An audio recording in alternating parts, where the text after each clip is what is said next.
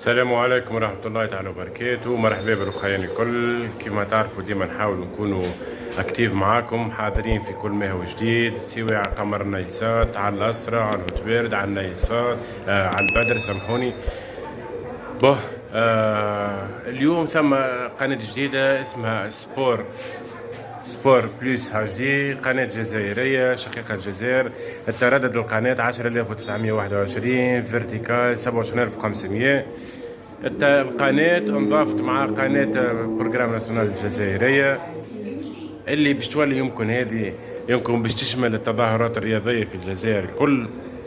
المهم شباب، هذا يتردد القناة، ما يعرفش يصب القناة، تنزل ميني في الكوموند، يطلع لك انستالاسيون ساتيليت، تبدل الفلاش اليسار نتاع يسارك، سامحني يمينك، تنزل اوكي. بعد كان اول مره باش تصب الفريكونس تحط اجوتي، بتبيع الفريكونس 10921، تكتب الفريكونس نتاعك سي بون. بعد ما تكتبه تخليها فيرتيكال 27500، بعد تهبط روشارش تيبي، تنزل اوكي.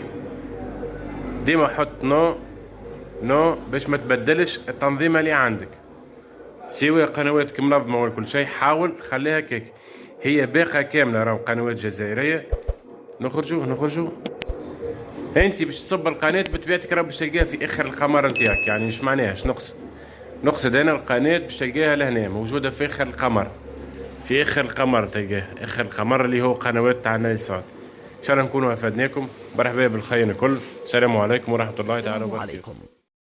لا تنسوا الإعجاب بالفيديو والاشتراك في القناة تشجيعا لنا لنستمر بنشر المزيد إن شاء الله.